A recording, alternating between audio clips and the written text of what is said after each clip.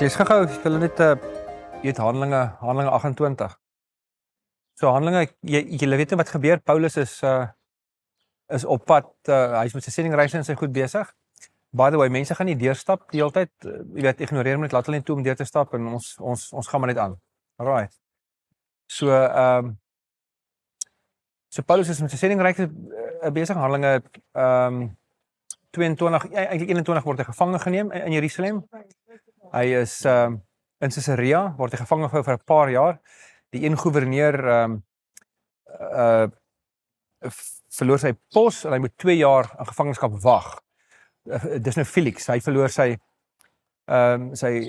gouverneurskap in Jerusalem, of liewer eintlik in Caesarea. Caesarea is die plek in Israel waar die Romeinse leer altyd bymekaar gekom het. So hy is in Jerusalem gevange geneem, vat hom Caesarea toe, daar waar die Romeinse legioen was, en daar moet hy 'n paar jaar wag. So in omgewing van omtrent 60 na Christus word hy verhoor deur Festus, en hy het Paulus het op aangedring om op Romeinse burgerskap. Hulle kon hom vrygelaat het, maar hy het gesê nee, ek wil Rome toe kom, want ek wil die evangelie in Rome bring. Rome, omdat Rome die hub was van die antieke wêreld, was sy plan geweest om die evangelie in Spanje te kry. So hy wou Rome as 'n basis gebruik. En soos hy vrywilliglik met ander woorde in boeye, vat hulle hom, trouwens Felix en Festus het vir mekaar gesê, Felix en Agrippa het vir mekaar gesê, hy kon vry gewees het, as hy nie aangedring het op Romeinse burgerskap nie. Hy het op aangedring, want hy wou in Rome kom. Al moes dit in boeye wees. So hy is in boeye daarso, en nou is hulle in 27 en 28 van Handelinge is hulle op hierdie seereis op pad Rome toe. 28 vers 16, dan staan na ons aankoms in Rome, het Paulus die vergunning gekry om sy eie te woon met 'n soldaat om hom te bewaak. 3 dae later het hy die Joodse leiers na hom toe genooi. Toe hulle bymekaar gekom het, het hy vir hulle gesê, en dan het ons 'n hele klein toespraakie met die Jode daarso. En dan staan er die laaste paar verse van Handelinge 28, staan daar, julle moet nou goed verstaan, sê Paulus, dat God se boodskap van redding na die heidene nasies toe gestuur word. Hulle sal luister. Hy beskuldig die Jode in Rome dat hulle nie luister nie. Paulus het 'n volle 2 jaar lank in die huis gebly wat hy gehuur het, en hy het almal ontvang wat hom kom besoek het. Hy het die koninkryk van God verkondig en die mense alles oor die Here Jesus Christus geleer. Dit het hy gedoen met die grootste vrymoedigheid en sonder enige verhindering. So hy sit in Rome, hier in hierdie stad, en vir die Jode was Rome die simbool van vervolging gewees, want is hier waar die keisers was. Ons vanmôreoggend gaan so 'n bietjie meer daaroor gesels. Maar Handelinge eindig op 'n punt waar hy vertel nie van Paulus se martelaarskap nie.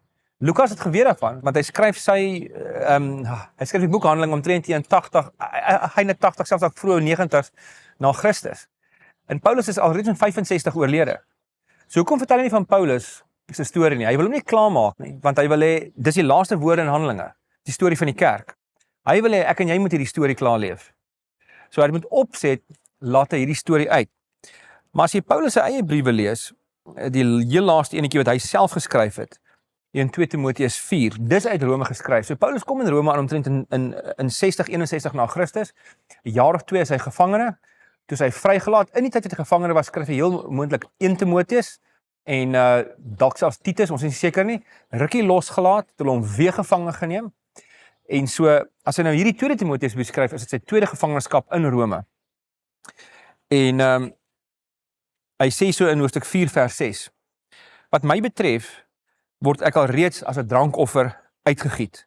Die tyd van my dood is voor die deur.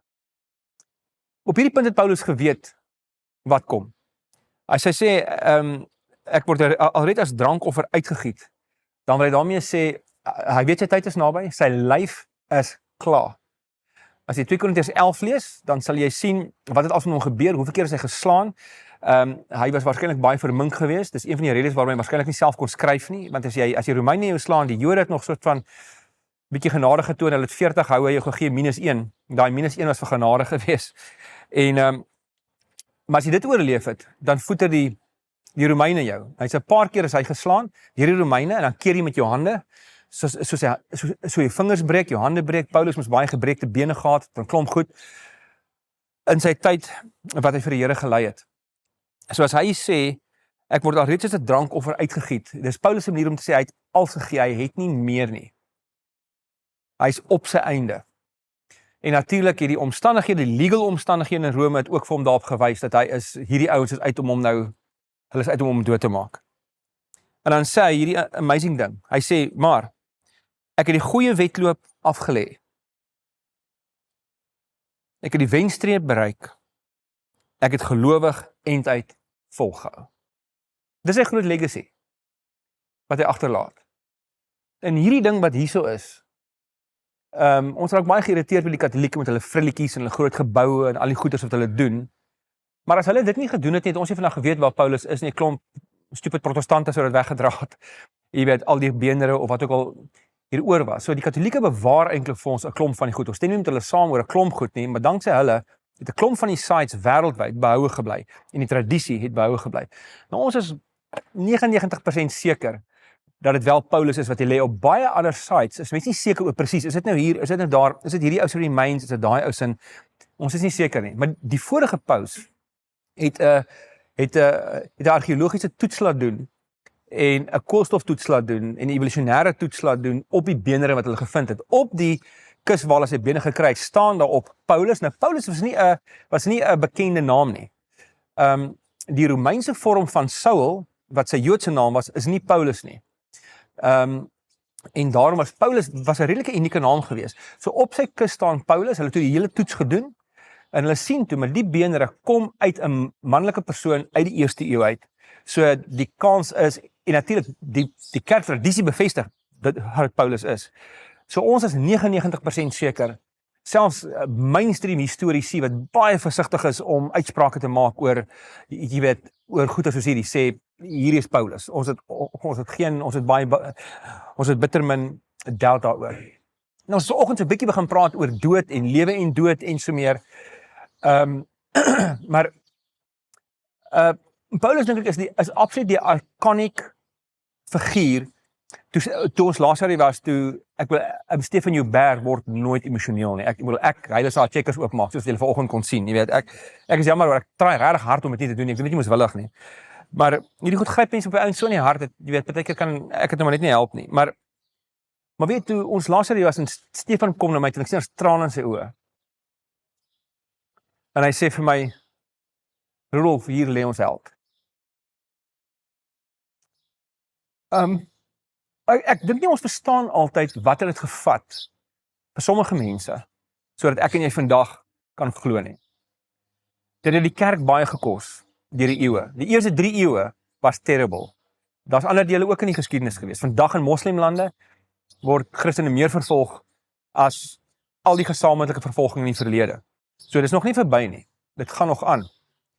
Maar as jy nou hier gaan stap, jy sal sien, is nou baie, daar's goud en daar's frilletjies en daar's amper so 'n ding aan daai kant van die basilika sal jy sien, sy beenderre is daar, jy gaan so af en sulke trappies en so, en sal jy sien, jy sien nie sy beenderre self nie, maar jy sien die presiese plek daar, waar sy oorblyfsels lê. En so hierdie is 'n simbool vir my, van volharding, van 'n voorbeeld wat Jesus gevolg het, tot die heel einde, soos wat Christus tot aan die kruis gestap en gelei het Paulus dit ook gedoen, hy's 'n mens, soos ek en jy, as hy dit gedoen het, kan ons dit ook doen. En net weer eens die dapperheid wat baie van die mense moes geopenbaar het en die bloed wat moes gevloei het. Tertullianus was die ou wat gesê het, die saad, die bloed van die martelare is die saad van die kerk. Hoe meer die bloed van die Christene gevloei het, hoe vinniger het die kerk gegroei. Ons kon dit nie stop nie. Die vroeë kerk het gegroei teen 40% per dekade. Baie stadig begin, maar dit is eintlik geweldig vinnig. Soveel so dat in die middel van die 300s was 2/3 van die ganse antieke wêreld Christelik. 80% van Asië was geheel en al Christelik gewees. Die gesofistikeerde Griekse filosofie is vervang met die Christelike geloof. Want die Jesus-verhaal het net vir hulle 'n baie beter narratief gegee, storie gegee. Waar binne mense hulle lewens kan leef. En ek dink dit is baie goed, ons het oor die pad gepraat, het ons ook gepraat oor risiko. Nou hierdie is die ultimate risiko, wat mense soos Paulus hulle geneem het. Maar ek wil julle voorstel aan iemand anders wat vir Paulus geken het. En hy se vroeë apostoliese vader, sy naam is Ignatius.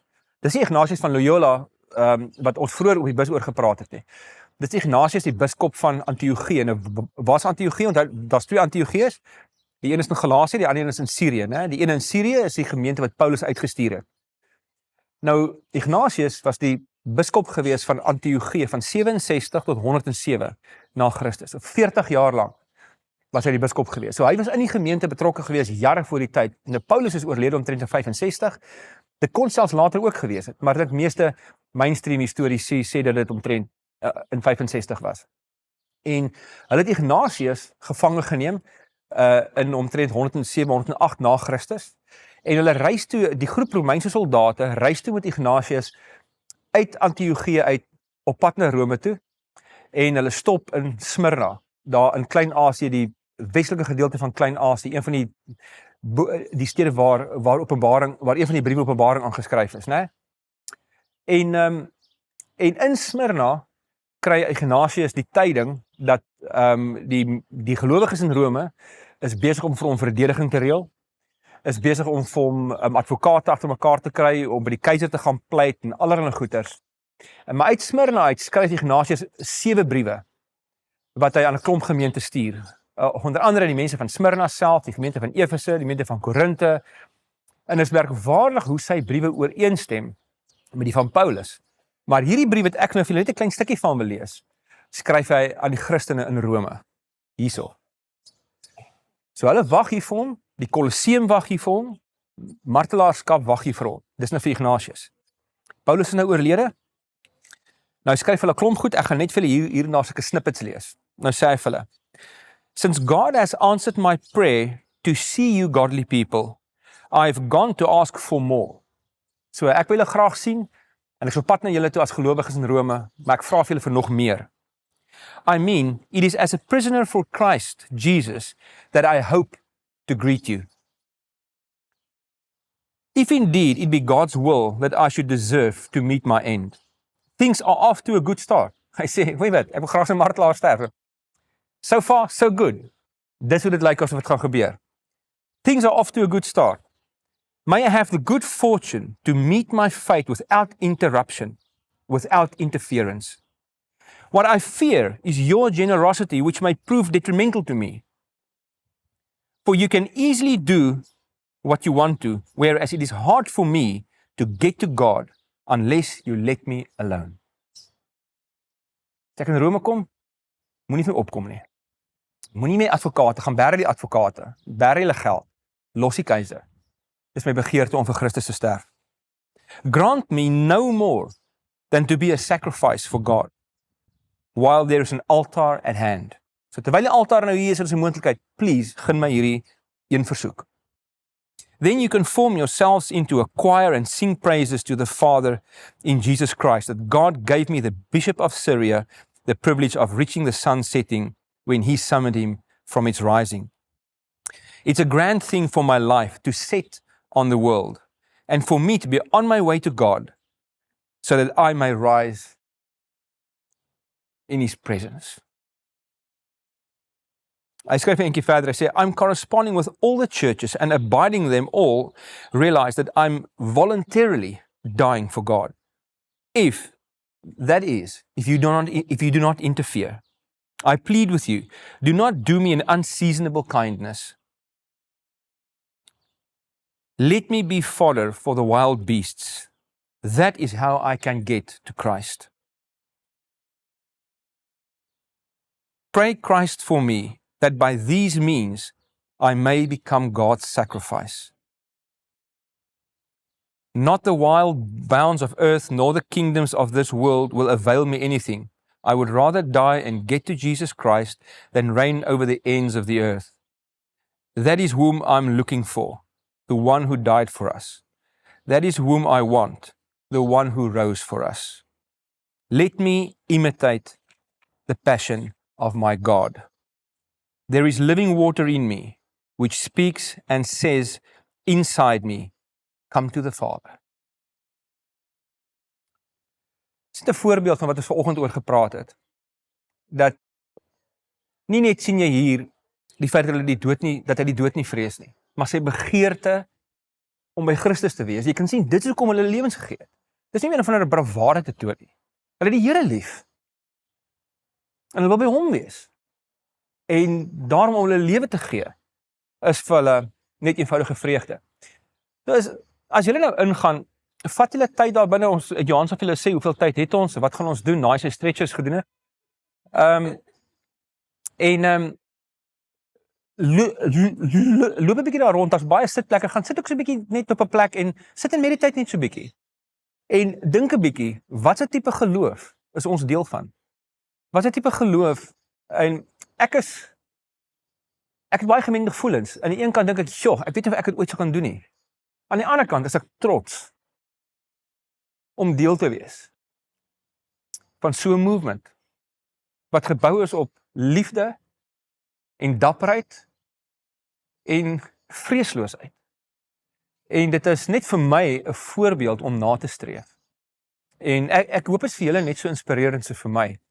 Nou, so gaan so intoe, kyk verby al die frilletjies en die goeders. Ek bedoel, daar's baie mooi goed ook en is mooi om na te kyk.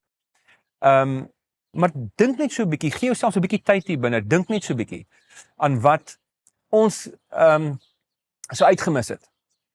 As die Here nie hierdie man gebruik het in ons lewens nie. Tom Holland sê die briewe van Paulus, hy's nie 'n Christen nie, hy's 'n sekulêre historikus. Maar hy sê, the letters of Paul were dynamite at the foundations of paganism. Hy sê, Paulus se briewe het gemaak dat 'n paar honderd jaar later, dan niks meer van die paganism oor was nie.